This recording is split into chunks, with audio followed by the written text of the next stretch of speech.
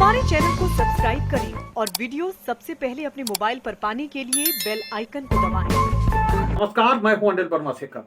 आप देख रहे हैं आई विटनेस लाइव न्यूज यूपी। तो शुरू करते हैं खबरों का सिलसिला और पेश है आज की ये प्रमुख खबर।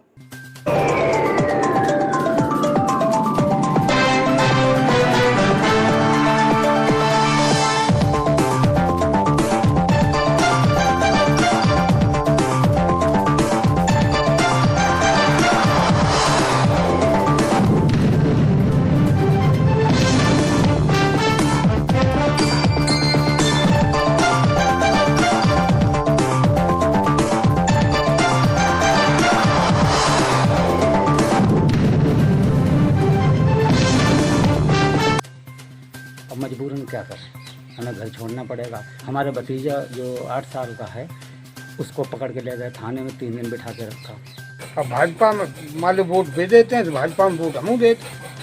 भाजपा की तो पार्टी सबकी है। कहने मजबूरी हम लोग कहाँ तक पाएंगे, अत्याचार इतना कर रहे हैं।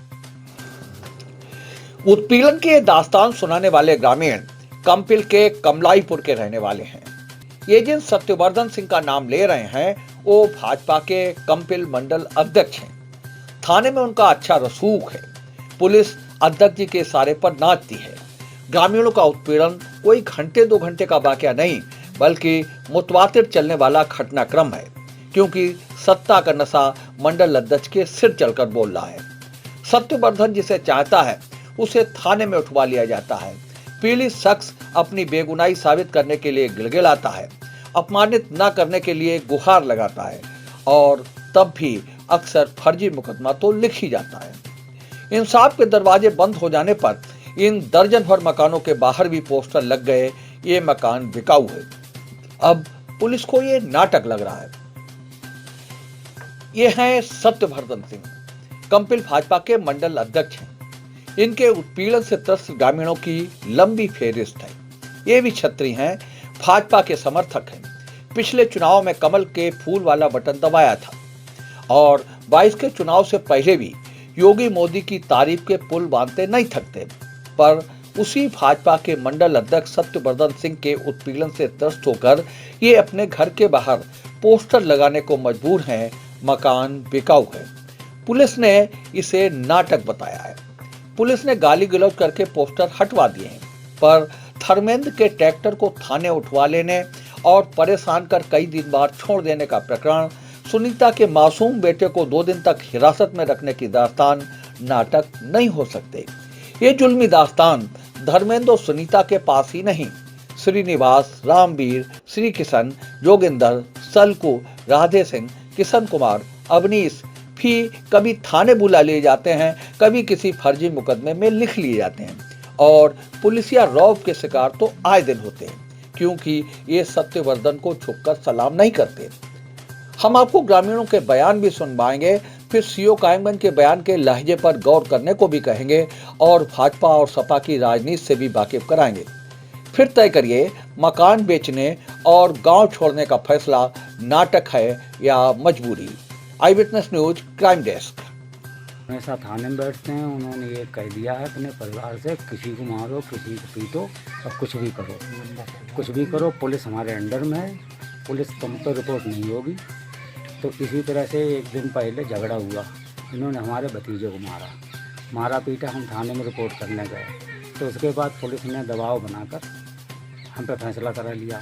उसके बाद झूठी 452 की रिपोर्ट हमारे ऊपर पंजीकृत कर दी, जबकि चोट हमारे भतीजे को लगी। और उसके बाद गाँव में घटना हुई, हम मौके पर भी नहीं थे, हम विद्यालय में शिक्षा मित्र हैं। और उसके बाद इन्होंने हम पर झूठी FIR कर दी। उसके बाद मैं अधिकारियों को बताया सबको, लेकिन थाने से हमारी हमेशा गलत रिपोर्ट जाती रही। इतना दबाव इन्होंने बना दिया थाने को। अभी 4-5 दिन पहले हमारा ट्रैक्टर यहीं पे खड़ा था और इंस्पेक्टर साहब आए, बोले ये ट्रैक्टर चोरी का, यहाँ से ले गए। ट्रैक्टर ले जाने के बाद जब उनके पास गए, जब उनके पास गए तो उन्होंने बोला बोले इसके कागज लेके आओ। हाँ, जब कागज लेके गए तो बोले इसको अभी नहीं छोड़ेंगे, फिर देख लेंगे, ऐसे करके 10-12 दिन चलते रहे। और क्या परेशानी है? और परेशानी ये है कि आए दिन ये लोग शिकायतें करते हैं। कौन? ये सत्यवर्धन, कौन है सत्यवर्धन? ये मंडल अध्यक्ष। आज पुलिस हमारी कोई सुनते ना, हम बस अब झूठे मुकदमा लगाए गए, सब झूठे मुकदमा लगाए गए। अब अगस्त में 29 अगस्त को नहीं पता कई तारीख पर वो लिखी गई थी, तो झूठा मुकदमा लगाया। किसी के ना गोली लगी, ना गोली चली, ना कुछ। हमारे लड़का को मुलजिम बनाओ और 4 लोगों को मुलजिम बना के जेल कटवाया। हम ग्राम बिला थाना कंपिल से जानकारी मिली थी कि वहाँ कुछ लोगों ने ग्राम से पलायन करने के पोस्टर लगाए हैं।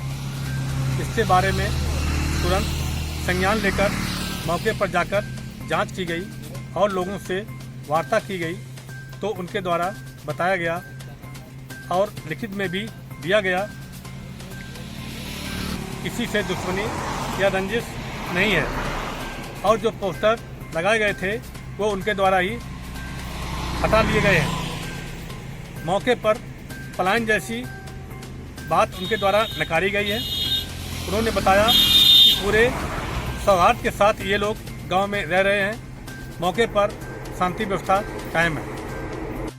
जिन्होंने अपने घर के बाहर इस प्रकार का एक पोस्टर लगाया है कि मंडल अध्यक्ष के उत्पीड़न के कारण, चूँकि पीड़ित पक्ष जो अपने को पीड़ित बता रहा है उसके द्वारा अभी तक मेरे पास कोई ऐसी सूचना नहीं थी और ना ही मेरे मामला ऐसा संज्ञान में आया था, लेकिन फिर भी मामले की गंभीरता को समझते हुए संगठन का हमारा मामला था, उसमें संगठन का व्यक्ति जुड़ा था, इसलिए मैंने वहाँ पर एक 3 सदस्यीय जिले की समिति बनाई है, जिसमें हमने वर्तमान में जिले के महामंत्री DS राठौर जी और वर्तमान में जिले के उपाध्यक्ष श्रीमती रश्मि दुबे जी और निवर्तमान जिला पिछड़ा वर्ग मोर्चा के अध्यक्ष लालाराम साख जी, इन तीनों के नेतृत्व एक टीम बनाई है जो उन घरों पर व्यक्तिगत रूप से एक पर एक बात करके क्या सही है इसकी जानकारी कर 2 दिनों में हमको प्रेषित करेंगे।